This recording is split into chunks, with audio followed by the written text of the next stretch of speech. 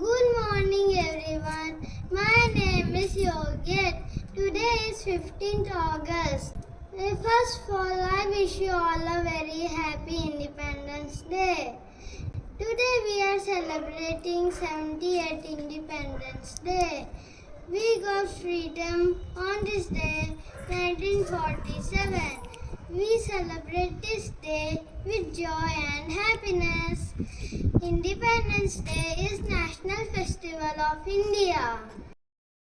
On this day we sing National Anthem and also perform various cultural activities. We should always respect our great freedom fighters. On this day we pay tribute to our great freedom fighters.